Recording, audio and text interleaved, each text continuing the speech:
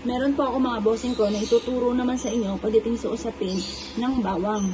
Ang bawang mga bossing ko ay sa pulay ginagamit lalo-lalo na pagdating sa usapin ng pantaboy ng mga kamalasan o ng mga bad spirit mga bossing.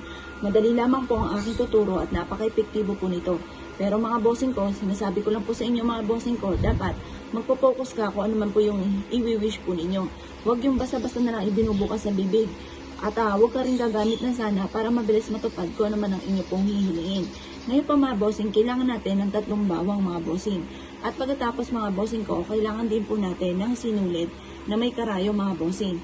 Ganito lamang po ang inyo pong gagawin at napakadali lang po nito. Gawin niyo po ito sa umaga ng mga bandang alas 7 ng umaga. At pagkatapos mga bossing ko, ang gagawin po ninyo, magsusuot ka lamang po mga bossing ko nitong ating sinulid. At habang sinusuot nyo ito, nakaharap ka sa gawing silangan mga bossing ko ng mga bandang alas 7 ng umaga. Nasa positive ka lamang habang ginagawa nyo po ito. At naniniwala ka na makakamit nyo ang lahat ng inyo pong mga ninanais mga bossing. Walang imposible sa mga taong masisipag at matyatsyaga. Wala naman pong yumaman mga bossing ko ng isang sandali ang isang click lamang. Yan po ay talagang dadaan ka sa mga proseso. Yung prosesong yan, huwag mo susukuan hanggat hindi mo pa nakakamit. Kailangan lagi kang lumalaban sa hamon ng buhay.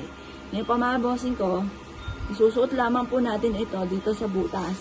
At habang sinusuot po natin to para kayo ay malibang, kayo po ay paulit-ulit na nagwi-wish na sa pamamagitan ng pampaswerte at sipag at tiyaga ay makakamit ko ang lahat ng aking mga pinapangarap.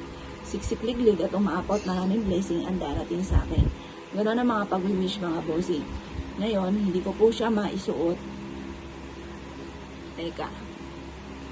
Masusuot din kita.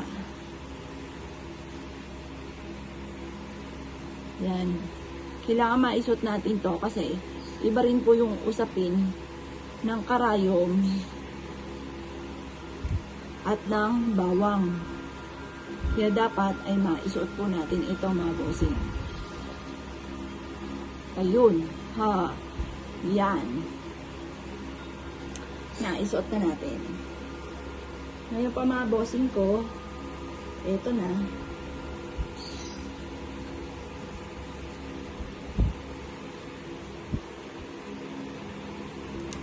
Yan. Antayin lang natin para ngayon mga bossing, i-ready nyo na ang inyong mga wishes. Sabihin nyo, simula ngayon, makakamit ko lahat ng aking mga pinapangarap.